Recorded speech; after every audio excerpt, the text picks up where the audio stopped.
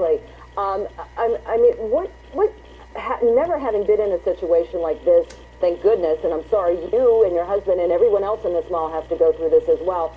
What runs through your mind at this time? What were you thinking? You know what I thought? My first thought was, don't come into this store. Who's going to take care of our daughter? That's what I thought. And I know she's a big girl. She's 18. But that was what ran through my head, was what's going to happen if this guy gets in here? Who's going to take care of her? Sure. That's what ran through my head. I could feel my heart pumping. You know, it was definitely an adrenaline moment, but I wasn't actually afraid in the moment. It just, your mind is just going. You're in a state of suspended disbelief. And especially because we were hiding, so we weren't directly in harm's way. So, well, I have to tell you, you guys strike me as somebody who really remained calm in such a horrific situation. I first thought it could have been a transformer that blew it. It had that kind of popping and, you know, reverberating through the mall. But then it happened, and it happened, and it happened. And my husband said, "Get in the back." You know, yeah. Hide, everybody hide. Right, right. How many shots would you say, or how many popping sounds would you say you heard? I'm going to say 4. 4? And it could have been 3, and it could have been 5, but it was about 4. That's as accurate as I can get. You know, it was just like, oh my God, another. You know, quick, hide. Well, right. So, Karen, you may have said this. I apologize. What store were you in again? We were in a store on the 2nd floor called Tate, men's store, near the Lord & Taylor. Okay, which is, from my understanding, very close to Nordstrom, and that's what we're looking at right now on our video that we're airing right now in East 12, New Jersey. So it is somewhat perpendicular to Nordstrom, correct? It's not far. It's not far. Okay. And we got out. Eventually it seemed kind of quiet, and you could hear men, you know, with the police talking in the corridor. So we came out, and we got their attention. You know, we banged on the gate to find out if it was okay to come out, and they must have gotten startled because all of a sudden the guns were pointing at us. No, we're civilians.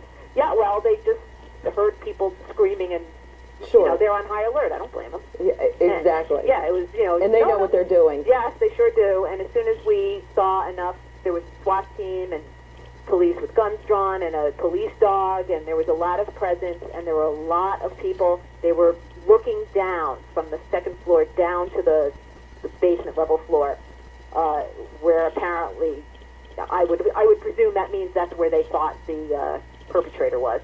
So, and we asked if we could get out, or did we have to stay, and they said, no, open up the gate, and the manager did, and we all kind of crawled out underneath the gate, and we just headed for that exit.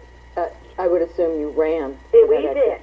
Yeah. We did. And you hightailed it, as they would say. Yes, we hightailed it. The parking lot was full of police cars. And yeah, so you get outside.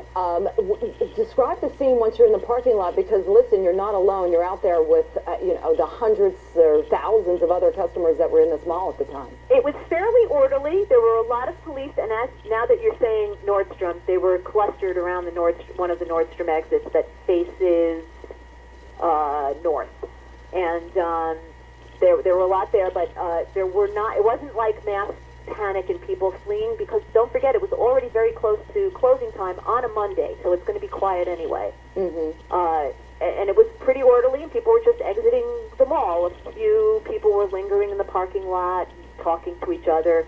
It was actually pretty quiet out there, and we just got in the car, looked at each other, and drove home. We were very, very close. And well, I think actually when we got home is when our hearts really started racing. You know, you're out of that immediate danger, and you have time to think. Sure. Just like you said, you're just in shock at that moment. You're really in disbelief of what is going on surrounding you. Absolutely disbelief. Well, we are so happy that you're joining us on the phone, and that you and your husband are safe, and that you're able to take care of your daughter. How does this change you, and perhaps even, you know, would you go back to this mall? Yes. You know, it's an isolated incident. We don't know details yet. We don't know who the person was or people, and we don't know what the circumstance was. And it's Listen, as tragic as any of these things are everywhere, and they can be, as we know, highly horrible, tragic events, they're isolated, and I actually would not think of it. I will tell you honestly that what bothers me more is every time I drive over the George Washington Bridge and I think about the 9/11 attacks, and I don't feel safe on that bridge. Karen, thank you very much for joining us. Once again, we're glad that you're safe, and thank you for giving us a different account of what went on there this evening. Be safe, Karen, in your home, on the roads, and going across the George Washington Bridge. Thanks for joining us.